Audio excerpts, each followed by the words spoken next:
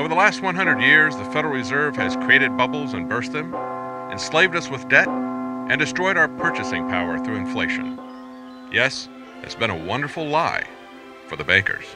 There are striking parallels in Frank Capra's It's a Wonderful Life to the lies and tricks that real bankers used to create the Federal Reserve.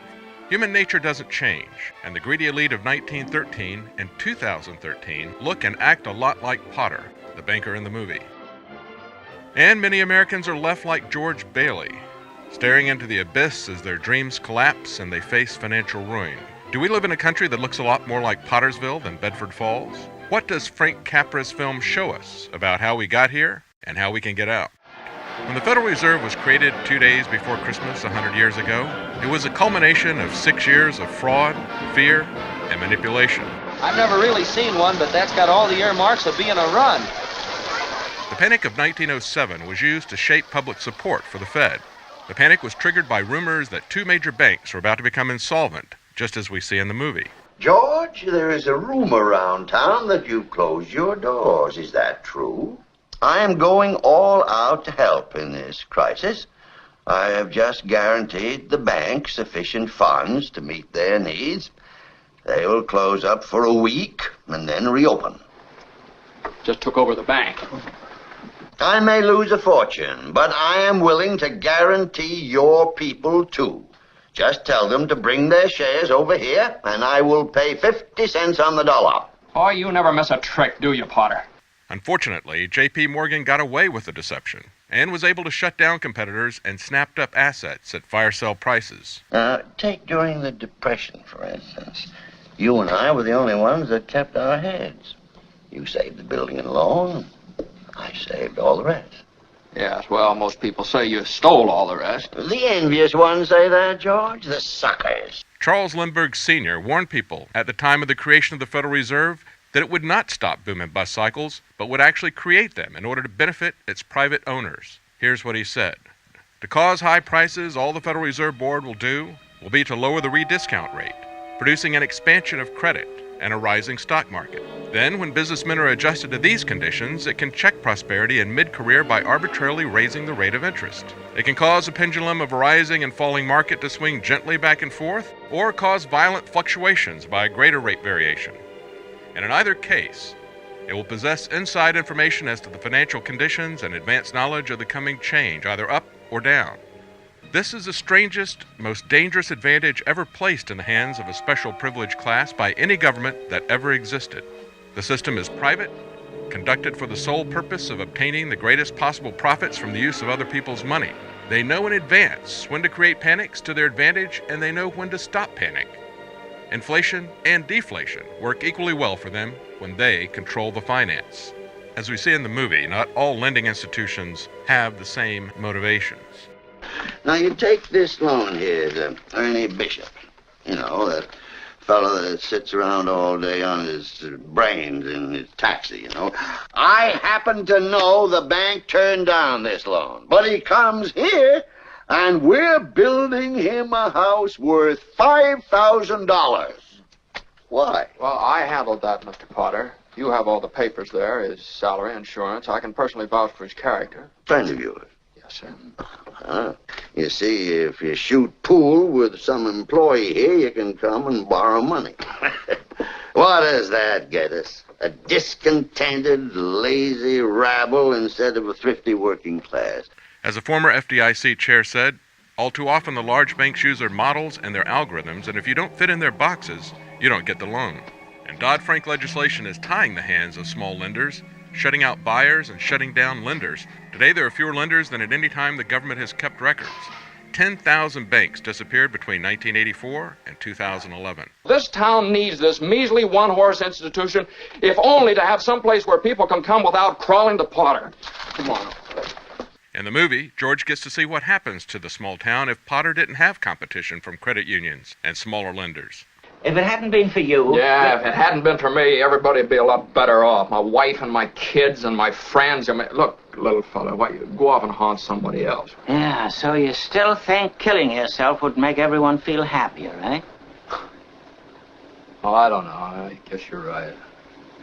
I suppose it'd been better if I'd never been born at all. Pottersville, the only businesses thriving are vice. People are angry.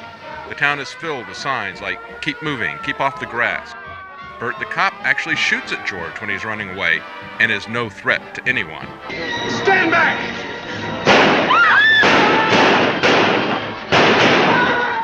Everyone is a renter, no one has a stake. Now, you're Ernie Bishop, and you live in Bailey Park with your wife and kid. Look, Bud, what's the idea? I live in a shack in Pottersfield. My wife ran away 3 years ago and took the kid, and I ain't never seen you before in my life, see? Private property and everyone having a stake is the antidote to Pottersville. Here, you're all businessmen here. Doesn't it make them better citizens? Doesn't it make them better customers? But whether it's the Trans-Pacific Partnership or a global carbon tax, the global elite don't see you as a stakeholder. They want to turn us all into serfs and treat us like cattle. Just remember this, Mr. Potter, that this rabble you're talking about, they do most of the working and paying and living and dying in this community. Well, is it too much to have them work and pay and live and die in a couple of decent rooms and a bath? Anyway, my father didn't think so. People were human beings to him, but to you, a warped, frustrated old man, they're cattle. Well, in my book, he died a much richer man than you'll ever be. I'm not interested in your book. I'm talking about the building and loan. I know very well what you're talking about. You're talking about something you can't get your fingers on. Speaking of riches, do you find the salary amounts amusing when Potter tries to buy George off? Let's look at your side. Young man, 27, 28, married, making, say, 40 a week. 45. 45. 45. George, I'll start you out at $20,000 a year. $20,000 a year? You wouldn't mind living in the nicest house in town? Buying your wife a lot of fine clothes, a couple of business trips to New York a year, maybe once in a while Europe. You wouldn't mind that, would you, Jones? Would I? Even if George had saved a lot of his $20,000 salary, would it have bought much a couple of decades later? By even the government's very conservative estimate of inflation, the dollar has lost 90% of its value since 1947, when the movie was made. The Fed's deliberate inflation is devastating to anyone trying to accumulate wealth through hard work and saving. So what is the answer to all the George Baileys out there 100 years after the government gave control of our money supply to private bankers like Potter? Well, Potter had more money than he could spend. But would any of you want to be Potter? You sit around here and you spin your little webs and you think the whole world revolves around you and your money. Well, it doesn't, Mr. Potter. In the whole vast configuration of things, I'd say you were nothing but a scurvy little spider.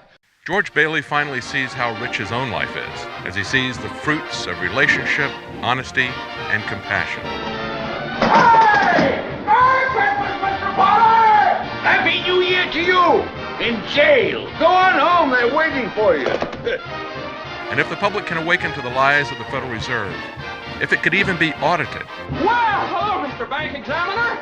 How? it would be a huge step to breaking the chains that enslave all of us. But ultimately, it is God that changes minds and changes hearts.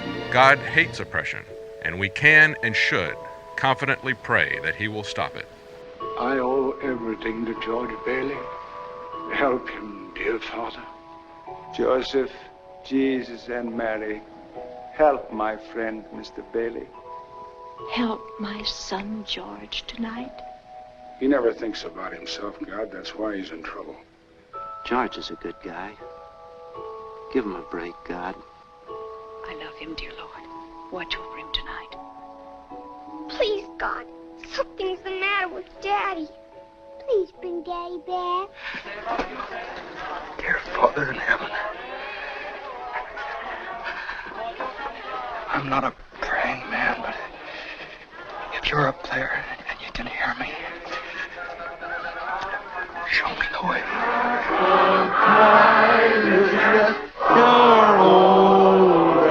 For the InfoWars Nightly News, I'm David Knight.